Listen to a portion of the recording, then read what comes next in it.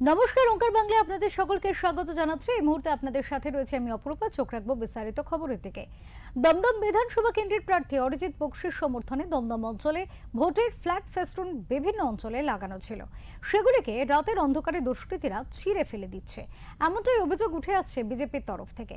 আর তারই প্রতিবাদে দমদম বিধানসভা কেন্দ্রের বিজেপি প্রার্থী অরিজিৎ বক্সি গোড়া বাজার দমদমের পার্টি অফিস থেকে বিস্তীর্ণ অঞ্চল ঘুরে দমদম থানায় ডেপুটেশন জমা দিলেন।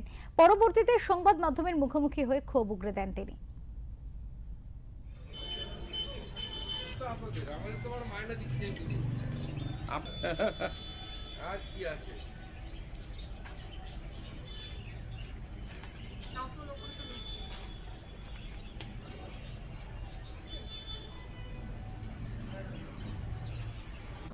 কিন্তু আপনারা বলবেন তৃণমূলের পুলিশ বাহিনী হয়ে বারে বারে দমদম থানায় আসতে হচ্ছে, বারে বারে নাগেরবাজার থানাতেও যেতে হচ্ছে।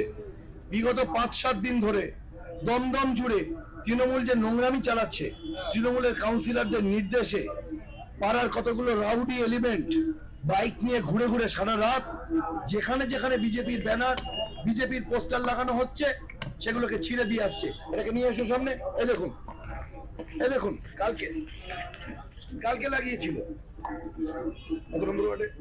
7 নম্বর ওয়ার্ড। 7 নম্বর ওয়ার্ডে, দমদমের 7 নম্বর ওয়ার্ডে, দমদম পুরসভার 7 নম্বর ওয়ার্ড দমদম থানার জুরিসডিকশনে পড়ে।